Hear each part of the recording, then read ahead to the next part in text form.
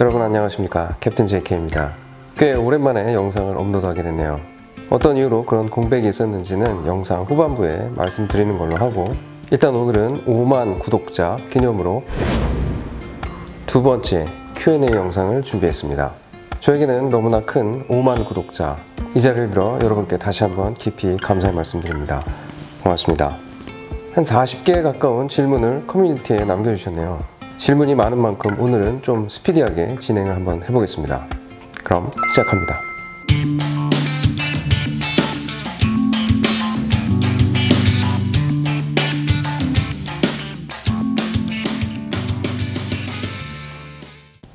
첫 번째 질문, 베스트 공항과 월스트 공항. 초반부에 업로드했던 영상 중에 베스트, 월스트 두 개 모두 제 채널에 영상이 있습니다. 지금 이 자리에서 말씀드리는 것보다 시간 있을 때 한번 보시는 걸 추천드립니다. 다시 태어나도 파일럿을 할 것이냐? 저는 하겠습니다. 파일럿이 되기로 결심한 이후부터 지금까지 조종사가 된 것을 후회해 본 적이 거의 없습니다. 정말 만족도 높은 직업이라고 할 수 있습니다. 적어도 저에게는 말이죠. 두 번째는 대학 때 전공, 그리고 어쩌다 파일럿이 되었습니까? 이 질문에 대한 대답도 영상에 있으니까 한번 꼭 봐주시기 바랍니다. 자, 세 번째 질문 볼까요? 사모님을 어떻게 만났나? 쉬는 날 뭐합니까? 예전에 제가 전공하던 거를 포기를 하고 조종사가 되겠다고 마음을 먹었을 때 새롭게 다시 시작한 것이 영어 공부입니다. 학원도 다니고 스터디도 하고 했습니다. 그렇게 스터디를 했던 친구들과 오랫동안 연락을 하게 됐는데, 미국의 조종 훈련을 끝내고 돌아와서 그 친구들과 술자리를 한 적이 있는데, 그때 따라 나온 친구가 제 지금의 와이프입니다. 그리고 쉬는 날은 원래 유튜브를 하기 전에는 스키, 보드, 자전거, 인라인, 낚시, 락밴드 생활, 자동차 동호회, 기타 등등 취미가 엄청 많았는데, 유튜브를 시작하고는 주로 유튜브 편집과 관련된 일들에 조금 시간을 많이 할애하는 편이었고, 그 이외에는 지금도 예전에 동호회 활동하던 친구들과 가끔씩 만나서 커피도 마시고 이런 생활을 조금 하고 있습니다. 다음 질문 한번 볼까요? 이거 되게 오래된 댓글도 엄청 많이 달아주시는 구독자분께서 주신 질문인데, 얼굴을 어떻게 하다 공개하게 됐냐, 그리고 에피소드는 뭐가 있느냐. 처음에 얼굴을 정말 공개하고 싶지 않았습니다. 그래서 얼굴 없는 유튜브를 하려고 하다가 처음에는 가면을 쓰고 나올까 생각도 했습니다. 워낙 주변에서 강력하게 만류를 했기 때문에 아마 그렇게 했으면 진짜 더 망하지 않았을까. 근데 어쨌든 얼굴을 공개하게 된 이유는 영상에 대한 신뢰도, 아무래도 얼굴과 제대로 된 목소리가 이렇게 나오는 게 보다 더 신뢰성이 있지 않았나. 실제로 그렇게 얼굴을 노출을 하다 보니 공항이나 이런 데서 구독자를 만나는 경우도 있습니다. 회사에서는 아예 처음부터 제가 속한 운항본부의 장께 허락을 맡아서 활동하고 있는 중이기 때문에 홍보부라든가 본부장님이라든가 이런 분들은 아직도 좀 긍정적으로 봐주시는 것 같고, 그렇지만 꼭 좋은 것만 있는 건 아니겠죠. 항공보안에 민감한 부서라든가 직원들의 그런 사회 활동에 민감한 그런 부서들, 그런 곳에서는 조금 부정적으로 보는 시각도 있는 것 같습니다. 역시 함께 일하는 조종사나 객실 승무원들도 긍정적으로 보시고 굉장히 좋아해 주시고 응원해 주시지만 부정적으로 보는 시각도 있다는 거. 다음 질문은 구독자님을 비행기에서 뵌다면 혜택? 그리고 가장 위험했던 때는 어떤 때였고 난길은 괜찮나? 그런 위험했던 때 같은 경우는 지난 첫 번째 Q&A 시간에도 말씀을 한번 드렸고요. 실제로 비행기에서 구독자를 뵌 적이 있습니다. 혜택은 마음 같아선 뭐든 해드리고 싶은데 지금 현실적으로 제가 해드릴 수 있는 혜택이 거의 없어요. 예전 같으면 조종실 구경이라도 시켜드리고, 아니면 기장에 좀 권한이 있다면 좌석이 비는 한 좌석도 업그레이드 시켜드리고 해드리고 싶지만, 실제 9.11 이후로 조종실 문은 닫혀 있죠. 여러 가지 어떤 현실적인 상황으로 인해서 회사 규정도 그렇고 그런 좌석 업그레이드를 기장이 마음대로 할 수 없게 되어 있습니다. 하지만 만나 뵙고 인사드리고 하는 것은 어디서더라도 저를 알아보신다면 꼭 아는 척 해주십시오. 난기류에 대한 영상도 제 채널에 하나 있습니다. 그 영상에서 난기류가 무엇인지, 왜 일어나고 과연 정말 안전한지에 대해서 상세하게 설명을 해놨기 때문에 그 영상 한번 꼭 봐주시기 바랍니다. 다음 질문은 기초비행 때 어려웠던 부분. 기초비행은 3가지 조종사면허를 따는 과정인데요. 저 같은 경우는 처음으로 어려웠다고 느낀 게 바로 관제사와의 교신, 영어로 ATC라고 하는데, 물론 지금도 쉽다고 느껴지진 않습니다. 비행 훈련을 시작하고 한 2-3개월 지나고 나면 교관 없이 혼자 경비행기를 타고 크로스 컨트리라는 비행을 하게 되는데요. 물론 이런 교신 방법도 미리 공부도 하고 여러 가지 표준 절차도 배우고 다 했지만, 특히 미국은 영어가 모국어이기 때문에 아주 캐주얼하게 그런 자연스러운 구어체를 많이 섞어서 쓰죠. 한 번은 관제사가 그러더라고요. Did you check in? 이게 대체 무슨 소린가? 호텔도 아니고 무슨 체크인을 해 내가? 그래서 한동안 말도 못하고 다시 얘기해달라고 하는 say again만 2-3번 하다가 그냥 지나갔던 적이 있습니다. 관제사가 지역별로 바뀌게 되는데, 새로운 관제사를 교신할 때 이 사람이 아마 그때 못 들었던 모양이에요. 그래서 저를 다시 불러서 너 나 불렀니? 그런 뜻의 말로 쓰이는 거죠. 다음 질문은 한 달 비행시간 그리고 유럽, 미국 체류시간은 어떻고 시차 적응은 괜찮습니까? 안 괜찮습니다. 가장 잘할 거라고 생각들을 많이 하시죠. 밥 먹고 그것만 하니까. 근데 정말 안 됩니다. 시차 적응 힘들고 관리가 쉽지 않습니다. 한 달의 비행시간은 기종마다, 회사마다, 또 시기마다 다 다릅니다. 그리고 예를 들어 똑같이 80시간을 탄다고 해도 소형기 조종사와 대형기 조종사가 느끼는 몸의 피로도는 엄청나게 다릅니다. 그리고 회사마다는 통상 대형사가 LCC보다는 같은 기종이라면 조금 작은 편이고, 그래서 소형기는 평균적으로 60에서 80시간, 그리고 대형기는 80에서 100시간 정도를 통상 타게 됩니다. 해외 체류는 미국 같은 경우는 보통 도착해서 48시간 있다가 돌아오는 스케줄이 제일 많고, 그 외의 지역들은 내가 도착해서 다음 비행기가 올 때까지 체류를 하는 편이고, 데일리로 있다면 다음날 비행기가 오니까 당연히 내 체류는 24시간이 되겠죠. 다음 질문은 랜딩 포인트에 사람들이 보이나요? 안 보이죠. 한 번도 못 본 것 같은데요. 조종사들이 일반적인 경력, 대형사에서 LCC로 가나, 그리고 급여나 워라밸은 어떻게 됩니까? 예를 들어서 LCC에서 기장이 경력을 쌓아서 대형사로 온다, 이렇게 생각도 하실 수 있겠지만 그런 사례는 우리나라에서는 거의 없습니다. LCC 부기장이 경력 부기장으로 대형사를 오는 경우는 가끔 있습니다. 그리고 우리나라의 어떤 특징적인 것이 하나 있는데, 대형사에서 외항사를 나갔던 기장들은 다시 본인이 있던 대형사로 절대 돌아오지 못합니다. 뽑지를 않습니다. 그런 이유로 지금 외항사를 나갔던 기장님들이 LCC에 많이 계시죠. 급여는 사실 지금은 거의 비슷합니다. LCC 대형사 거의 비슷하고, 오히려 비행을 좀 많이 하거나 특별 수당이 붙을 때는 LCC 기장님들이 급여 자체는 더 많을 때도 있습니다. 부기장도 마찬가지, 거의 비슷한 수준. 하지만 워라밸은 복지도 그렇고 비행시간, 휴일 분포 이런 것들이 대형사가 LCC보다는 많이 좋은 편이라고 생각이 됩니다. 페리 비행 때 경험, 페리 비행이 뭐냐면 텅 빈 비행기를 운항을 하는 건데, 이유가 여러 가지 있습니다. 비행기를 테스트도 하고 해서 조종사들이 빈 비행기를 가지고 오는 경우, 반대로 반납하거나 어디 갖다 팔 때 가져가는 경우, 아니면 지금 질문에 말씀하신 것처럼 어떤 이유로 대체편을 투입을 한다거나 할 때 빈 비행기를 가지고 이동을 할 때가 있죠. 또 인천에 있는 비행기를 김포로 갖다 놓는 이런 경우도 가끔 있습니다. 예전 제가 부기장 때 엄청 무서운 기장님과 페리 비행으로 태국을 간 적이 있습니다. 보통 그런 페리 비행이나 또 객실 승무원이 없는 그런 화물기 같은 경우는 식사를 할 때 보통 되게 예전에는 특히 부기장들이 많이 준비를 해서 조종실로 갖고 와서 같이 먹었죠. 그때도 기장님이 어이 JK 식사하자 하시길래 You have control sir 하고 조종실 밖으로 나왔죠. 그랬는데 차가운 승무원 식사를 대표해야 되잖아요. 오븐을 쓸 줄 모르는 겁니다. 와, 일단 나왔는데 안에 들어가서 오븐 쓸 줄 모릅니다. 기장님이 좀 하십시오 라는 말을 어떻게 합니까? 어떻게 하긴 했지만 나중에 기장님이 조종실에서 소리를 지르시더라고요. 밥 언제 와? 좀만 기다리세요. 다음 질문 볼까요? 조종사들의 심리 상태가 중요한데, 그렇죠. 꽤 오래 전에 독일의 저먼윙스라는 그런 LCC 항공사에서 기장이 화장실을 갔을 때 조종실에 혼자 있던 부기장이 일부러 추락 비행을 한 적이 있습니다. 그 사고의 원인이 밝혀진 이후로 전 세계 모든 항공사에 조종실에는 어떤 때라도 항상 2명이 있어야 된다는 그런 룰이 권고가 됐었죠.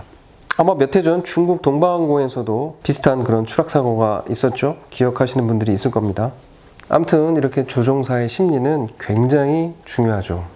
조종사의 어떤 운항적인 문제가 있을 때 단순히 징계만을 줄 것이 아니라 그 조종사가 다시 그런 일이 발생하지 않도록 심리 상태까지 살피는 그런 세심함이 필요할 것 같습니다. 실제로 항공사에서는 이런 조종사의 심리 상태나 이런 것들을 많이 신경 쓰고 있습니다. 다음은 에어프레미아 분위기가 좋은 점은 무엇입니까? 분위기 좋습니다. 이런 좋은 분위기가 정말 중요합니다. 비행할 때 조종사들이 얼마나 편한 심리 상태에서 비행을 할 수 있느냐 하는 것은 정말 굉장히 안전운항에 영향을 많이 끼친다고 할 수 있습니다. 이유는 아무래도 일단 생긴 지 얼마 되지 않은 신생 항공사라는 점, 또 초기 경력 기장들은 대체로 같은 국내 항공사 출신이라는 점, 물론 이후에 다른 항공사에서 오신 기장님들도 정말 좋으신 분들이 많습니다. 그리고 다 두루두루 친하고, 그리고 경력 객실 승무원분들은 상대적으로 연령대가 낮은 편이고, 그러다 보니까 자연스럽게 비행할 때 친근한 그런 가족적인 분위기가 연출이 됩니다. 이렇게 상호 존중하는 문화가 아마도 이런 좋은 분위기를 이끌어내지 않았나 하는 생각이 듭니다. 업계 전망. 전문가들조차도 정말 조심스러운 부분이 바로 이 부분입니다. 하지만 분명히 서서히 좋아지고 있다는 걸 느낍니다. 그리고 앞으로 업계가 빠르게 회복하지 않을까라고 생각하는 긍정적인 조종사분들이 더 많은 것 같습니다. 저도 개인적인 전망은 그렇게 보고 있습니다. 하지만 적어도 코로나와 같은 대형 악재는 없다는 가정하에. 다음 질문 보죠. 라식, 라섹 등 추천하십니까? 이런 신체상의 문제를 고민하는 분들이 굉장히 많습니다. 근데 사실 저도 항공 쪽에 오래 있었지만 저보다 훨씬 더 전문가이신 의사분께 물어보는 게 훨씬 정확합니다. 그래서 항공 신체 검사를 전문으로 하는 병원에 꼭 문의를 하셔서 알아보시길 추천드립니다. 저의 총 비행 시간은 처음 기초 비행 훈련 했을 때부터 시작하면 지금까지 약 15,000시간 정도 됩니다. 방사선 괜찮나요? 이게 사실 조종사만의 문제는 아니죠. 객실 승무원분도 영향이 분명히 있는 것이고, 실제로 몇 해 전에 26년인가 근무했던 그 객실 승무원분이 그 위암으로 돌아가시는 일이 있었는데, 이게 방사선 노출 과다로 인한 그런 산재로 처음 인정되는 케이스로 기록이 됐던 적이 있습니다. 그래서 각 회사마다 모든 승무원의 방사선 노출도를 다 관리를 하고 있습니다. 어쨌든 이 부분에 대한 논의는 계속되고 있고 관리도 되고 있고 하니까 어떤 디테일한 대책이나 이런 것들은 조금 더 지켜봐야 되지 않나, 이런 상황입니다. 나중에 조종사가 돼서 유튜브를 하고 싶은 분이 계시군요. 사실 우리나라에서 현직 조종사가 그런 개인 자격으로 유튜브를 한다는 것은 굉장히 쉽지 않습니다. 저 같은 경우는 개인 채널이긴 하지만 새로 시작하는 회사의 그 초기 시절부터 제가 속한 그런 본분의 장으로부터 허락을 받아서 지금까지 하고 있지만, 아무래도 제가 공식 채널도 아니기 때문에 어떤 제약은 꽤 많은 편입니다. 어찌됐든 나중에 조종사가 돼서 유튜브를 하고 싶다 하시는 분은 반드시 회사의 허가를 받아야 합니다. 그리고 아무래도 많은 제약이 있을 확률이 큽니다. 자, 다음은요. 영어 공부의 비법은, 사실 저도 영어 공부를 다시 시작했다가 유튜브가 잘 되면서 편집할 시간이 너무 없으니까 영어 공부를 잘 못하고 있긴 하네요. 그리고 대단히 유창한 영어도 아닙니다. 좋게 봐주셔서 감사하고, 유튜브 같은 그런 온라인에 엄청나게 좋은 컨텐츠들이 너무 많습니다. 물론 학원 같은 데 가셔도 좋지만 본인이 어떤 그런 열정만 있다면 충분히 그런 온라인으로도 할 수 있을 것 같아요. 저도 그렇게 하고 있고요. 말하기와 듣기는 영어 공부라고 생각하지 않습니다. 영어를 너무 많이 잊어버리셨거나 하면 영어 공부가 일부 필요할 수도 있습니다. 그리고 생각보다 시간이 많이 필요하다는 거, 반복 훈련할 수 있는, 감히 제가 한번 말씀을 드려봤습니다. 이렇게 역시 많은 예비 조종사 구독자들이 굉장히 많죠, 저희 채널에. 뭐 그런 관계로 인해서 조종사가 되는 그런 어떤 방법들을 많이 질문하시고 실제로 이번에도 많습니다. 마지막으로 그런 질문들을 모아서 한번 훑어보도록 하죠. 그 첫 번째는 비용을 줄이려면 나이를 감수하고서라도 공사를 가야 됩니까?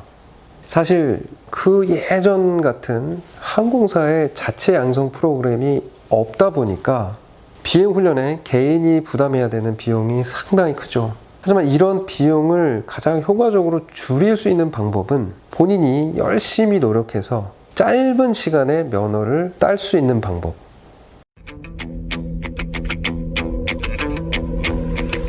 그리고 체류비를 절약하는 방법 말고는 특별하게 없습니다. 하지만 이런 방법으로도 훈련비를 몇 천만 원까지도 아낄 수 있다는 것.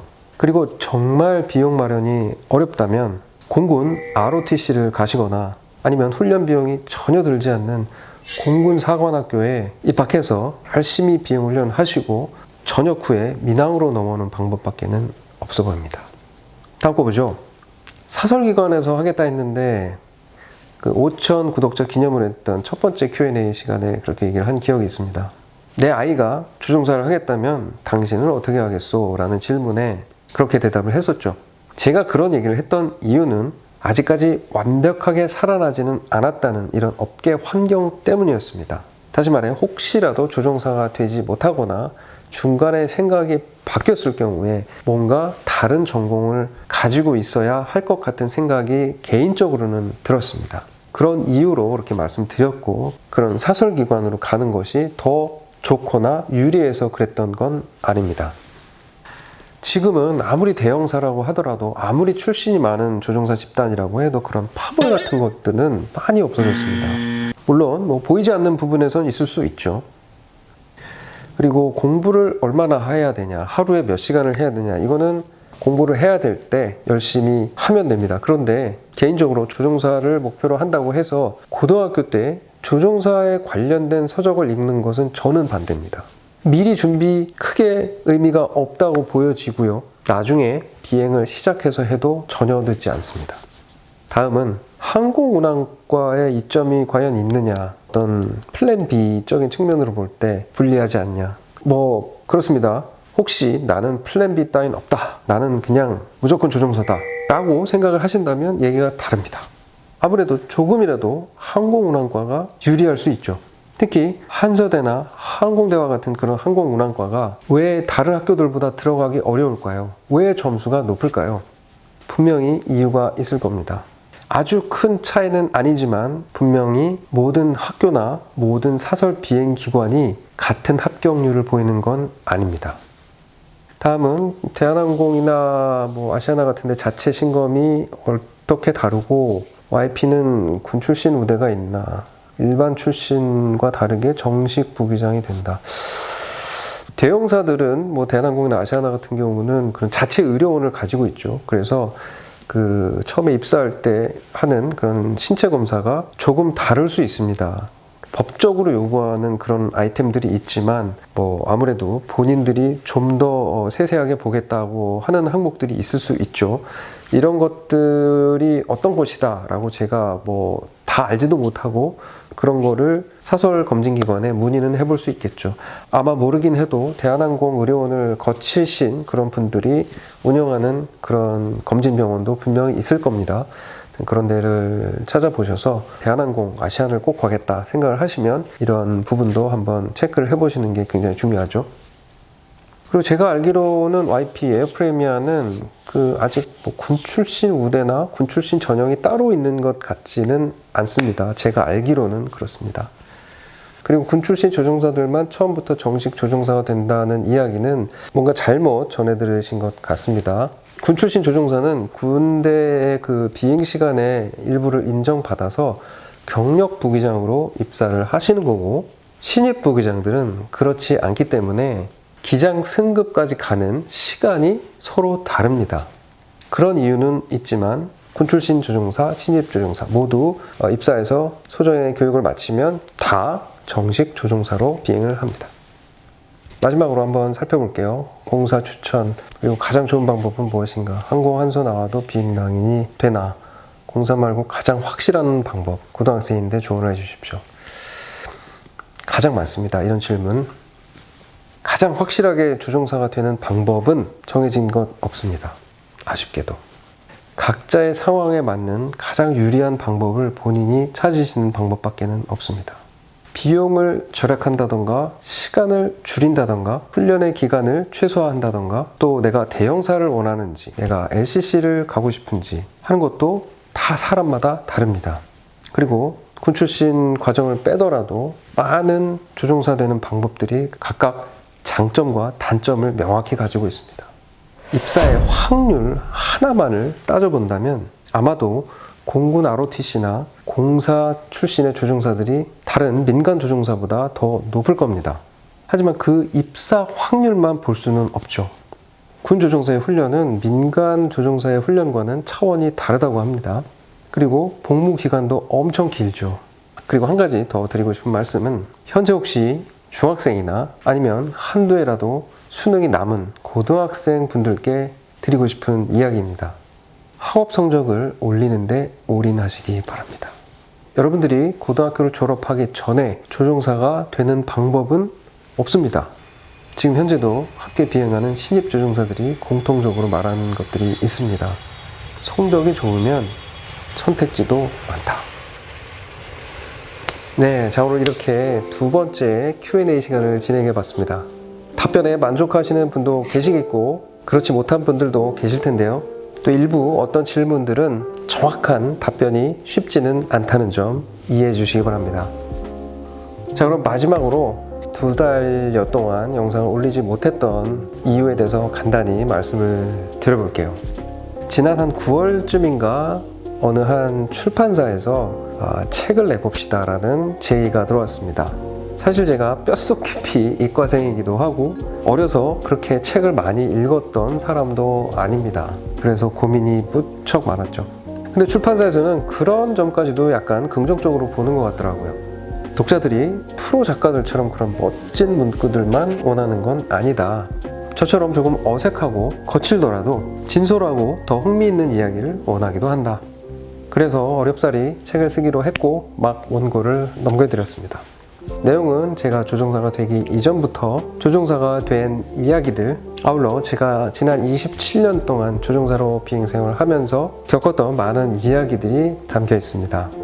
영상으로 보여드리지 못한 세세한 부분까지 담아내느라고 애를 썼습니다. 아마 책은 한 내년 2월, 3월 경에 나오지 않을까. 이 모두 여러분의 관심 덕분이 아닐까라고 생각을 하고 있습니다. 아무튼 책은 나오면 그때 잠깐 다시 소개해드리는 걸로 하겠습니다. 올해 2025년도 새해 복 많이 받으시기 바랍니다. 저는 캡틴 JK입니다.